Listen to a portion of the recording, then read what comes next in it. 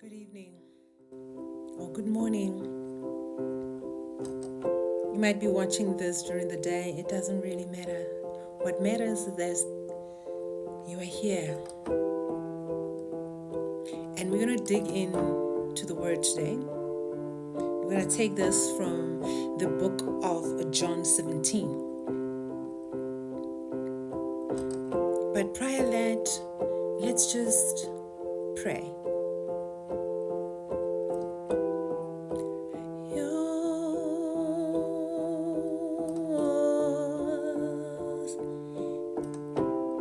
You are mine, I am yours. You are mine, I am yours, Jesus. Holy you are worthy to be praised. Oh, Jesus, masindariga dorebe, manida tu sundarigat ore mareba jundoro. Holy, holy, worthy, worthy, mighty Jesus, you are holy. Holy, holy, worthy, worthy, I am yours and you are mine. Hi there. Thank you for joining me tonight. And as I already mentioned, that we are going to be digging into the book of John 17. John 17 is about the prayer that Jesus did.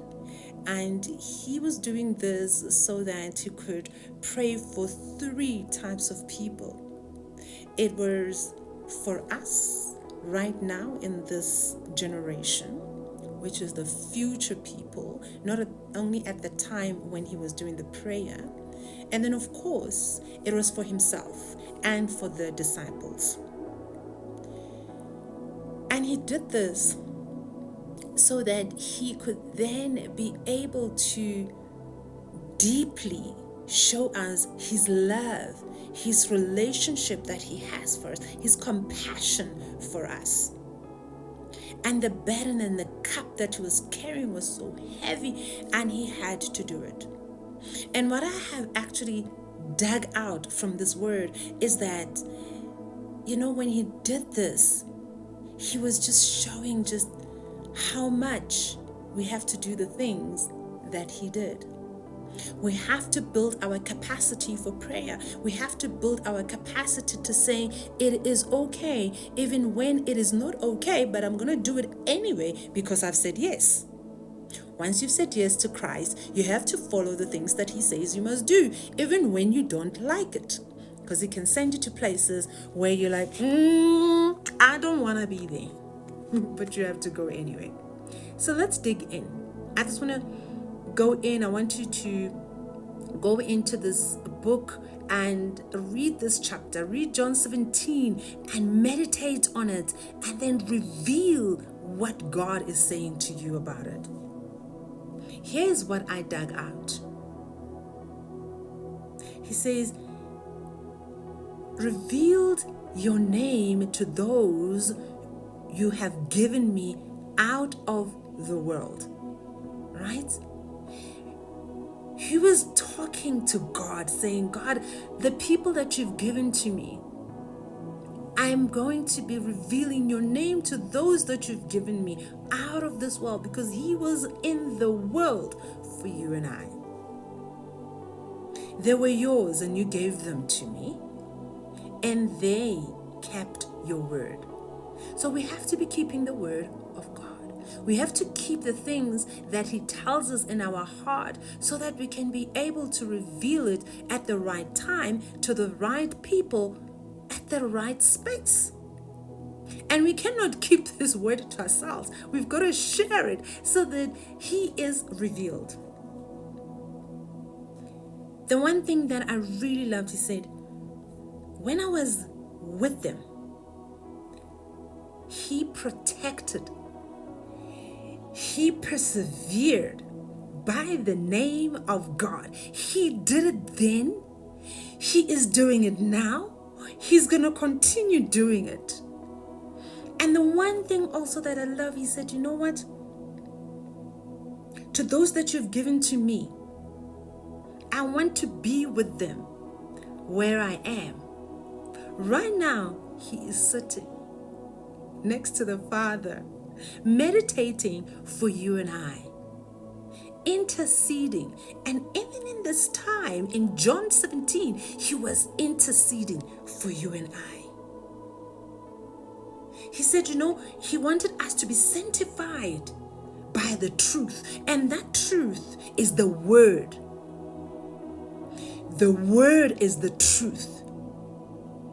The word is the one which will reveal everything. It will take out everything. It will just put you in the right space, in the right time, with the right people, and then your faith is built. And he said, as you send me into the world, I also have sent them into the world. We have been sent. You have a purpose. You have a destiny. You have things to do. You have been chosen by God. You have been sanctified. You have been glorified. Wait a minute. Let me just go there when I talk about glory. In John 17:24 it says, let me pick it up, because here I just wrote my notes, right? I want to pick it up from the word. But then before I pick it up from the word, let's just look at it. That you use the glory that Jesus was given by God. You must use that glory, because God gave Jesus the glory. He glorified him and he gave him the glory so that he could be able to be glorified. And then once he gave that glory, the same glory that Jesus was given, he then gave it to you and I.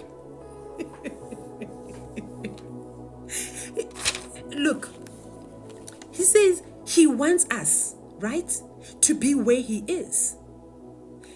If you can understand that, and if you can understand how that is, because he is inside of you, and he says that the Father is inside of him, so it means that you are do you understand? Just grasp it, get it, and then once you gather it and you get it, I'm telling you, nothing will beat you in this world. Let's just look at 3 pointers before we close this. In Song of Solomon 2 verse 16, it says, my darling, I am yours and you are mine. In Isaiah 43 verse 1, it says, God declares, fear not, for I have redeemed you. I have called you by my name. You are mine. You are mine. And I will go back to John 17 verse 10. It says, all I have is yours and all you have is mine, and I am glorified in them. You are glorified. The glory of the God himself, the glory is on you. The glory of God. May you be glorified. May you step into that destiny that God has given over your life. I speak and I prophesy over your life that you shall never fail, that you will be glorified, that you will shine as the light of the world and the salt of the earth, and your life will be changed forevermore in Jesus' mighty name.